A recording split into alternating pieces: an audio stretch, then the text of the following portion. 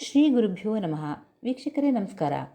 ನೂತನ ವ್ಯಾವಹಾರಿಕ ವರ್ಷದ ಹಾರ್ದಿಕ ಶುಭಾಶಯಗಳು. ನೀವು 2, 11, 20 ಹಾಗೂ 29ರಂದು ಜನಿಸಿದರೆ ನಿಮ್ಮ ಮೂಲ ಸಂಖ್ಯೆ 2 ಆಗುತ್ತೆ. 2025ರಲ್ಲಿ ಸಂಖ್ಯೆ 2ರ ಮೇಲಾಗ್ತಕ್ಕಂತಹ ಪರಿಣಾಮಗಳೇನು, ಅನುಕೂಲವೆಷ್ಟು, ಅನಾನುಕೂಲಗಳೇನು ಅಂತ ನೋಡೋಣ. ಸಂಖ್ಯೆ 2ನ್ನು ಆಳ್ತಕ್ಕಂತಹ ಗ್ರಹ ಚಂದ್ರ. ಸಾಮಾನ್ಯವಾಗಿ ನೀವು ಭಾವನಾತ್ಮಕ ವ್ಯಕ್ತಿಗಳಾಗಿರ್ತೀರಿ, ಕಲಾತ್ಮಕ ಹಾಗೂ ಸೃಜನಶೀಲರೂ ಆಗಿರ್ತೀರಿ.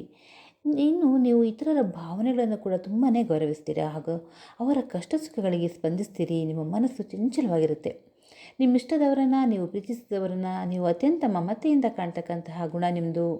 ತಾಯಿಯೇ ಹಾಗೆ ಅವರಿಗೆ ಬೇಕಾದ್ದು ಬೇಡವಾದೆಲ್ಲವನ್ನೂ ನೋಡ್ಕೊಳ್ತೀರಿ. ಆದರೆ ಇಂತಹ ನಿಮ್ಮ ಗುಣಕ್ಕೆ ಕೆಲವೊಮ್ಮೆ ಘಾಸಿಯಾಗತ್ತೆ.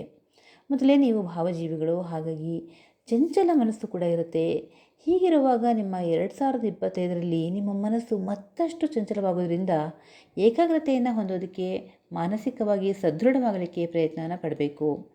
ಒಂದು ವೇಳೆ ಯಾವುದೇ ಕೆಲಸವನ್ನು ಕೈಗೆತ್ತಿಕೊಂಡ್ರೆ ಆ ಕೆಲಸ ಮುಗಿಯೋವರೆಗೂ ಇನ್ನೊಂದು ಕೆಲಸದ ಕಡೆಗೆ ಗಮನ ಕೊಡಬೇಡಿ, ಇನ್ನೊಂದು ಕೆಲಸ ಕೈಗೆತ್ತಿಕೊಳ್ಬೇಡಿ.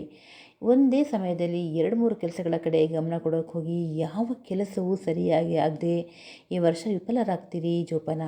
ಹೀಗಾಗಿ ಒಂದು ಕೆಲಸವನ್ನು ಮುಗಿಸಿದ ಮೇಲೆ ಮತ್ತೊಂದು ಕೆಲಸವನ್ನು ಮಾಡಿ.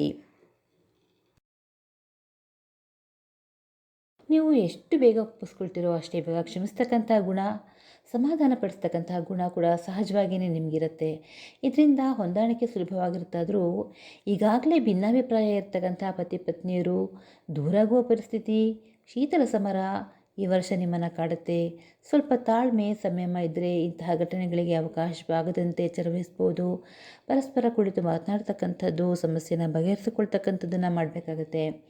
ಇನ್ನು ಸೃಜನಶೀಲ ಕೆಲಸ ಕಾರ್ಯಗಳಲ್ಲಿ ಈ ವರ್ಷ ನಿಮಗೆ ಯಶಸ್ಸು ಸಿಗುತ್ತೆ. ಹೀಗಾಗಿ ಅಂಥ ಕೆಲಸಗಳಲ್ಲಿ ನಿಮ್ಮನ್ನು ತೊಡಗಿಸ್ಕೊಳ್ಳಿ. ಇದರಿಂದ ನಿಮ್ಮ ಗೌರವ ಹೆಚ್ಚಾಗುತ್ತೆ. ಇನ್ನು ಈ ನಂಬರ್ 2ರ ಸಂಖ್ಯೆಯ ಪ್ರೇಮಿಗಳ ನಡುವೆ ವೈಮನಸ್ಸು ತಲೆದೋರುತ್ತೆ. ಬ್ರೇಕಪ್ ಆಗ್ತಕ್ಕಂತಹ ಸಾಧ್ಯತೆ ಕೂಡ ಹೆಚ್ಚಾಗಿದೆ. ಖಿನ್ನತೆ ಮತ್ತು ಕೆಲಸದ ಕಡೆಗೆ ಹೆಚ್ಚು ಗಮನ ಹರಿಸಲು ಕೂಡ ನಿಮಗೆ ಸಾಧ್ಯವಾಗದೇ ಇರಬಹುದು. ಕಣ್ಣಿನ ಸಮಸ್ಯೆ ಕಾಡುತ್ತೆ.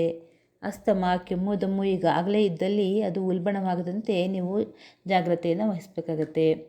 ಇನ್ನು ಪರಿಹಾರವಾಗಿ ತಾಯಿ ಅಥವಾ ತಾಯಿಗೆ ಸಮಾನರಾದವರನ್ನು ಗೌರವಿಸಿ, ನಮಸ್ಕರಿಸಿ, ಗಂಗಾಮಾತೆಯ ದರ್ಶನವನ್ನು ಪಡ್ಕೊಳ್ಳಿ.